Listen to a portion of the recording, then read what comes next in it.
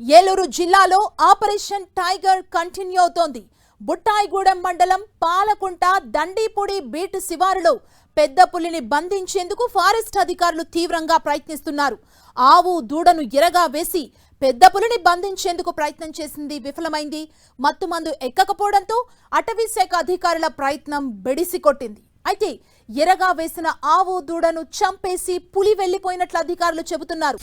దండిపూడి beat అటవీ ప్రాంతంలో పులి ఉన్నట్లు రేడియో కాలర్ ద్వారా గుర్తించిన అధికారులు పెద్ద పులిని బంధించేందుకు ముమ్మర ప్రయత్నాలు చేస్తున్నారు.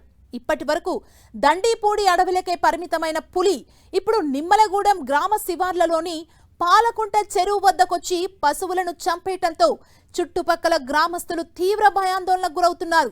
పులి ఎప్పుడు ఎవరిపై దాడి చేస్తుందోనని నిమ్మలగూడెం, దండిపూడి పరిసర ప్రాంతాల ప్రజలు భయపడిపోతున్నారు. ఈ పెద్ద పులి కదలికల్ని కనిపెట్టేందుకు రేడియో ఫ్రీక్వెన్సీ కాలర్ని అమర్చారు.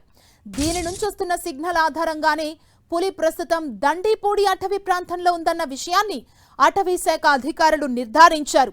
పులి కదలికలను నిరంతరం పర్యవేక్షించేందుకు నాగార్జున సాగర్, శ్రీశైలం టైగర్ రిజర్వ్ సిబ్బందితో పాటు ర్యాపిడ్ రెస్క్యూ టీం రంగంలోకి దిగింది. స్థానిక అటవీ సిబ్బందితో కలిసి ఈ ప్రత్యేక బృందాలు పులి అడుగుజాడల్ని, కదలికల్ని ట్రాక్ చేస్తున్నాయి. పులి సంచరిస్తున్న నేపథ్యంలో దండిపూడి పరిసర ప్రాంతాల గ్రామస్తులను అటవీ అధికారులు అప్రమత్తం చేస్తున్నారు. గ్రామాల్లోకి వాహనాలతో వెళ్లి మైకుల ద్వారా హెచ్చరికలు జారీ చేస్తున్నారు. పొలం పనులకు వెళ్లేవారు, పశువుల కాపరులు ఒంటరిగా అడవి వైపు వెళ్లకూడదని సూచించారు. రాత్రి వేళల్లో ప్రజలు సమూహాలుగా ఉండాలని, ఇళ్ల నుంచి బయటకు రాకపోవడం మంచిదని చెప్పారు.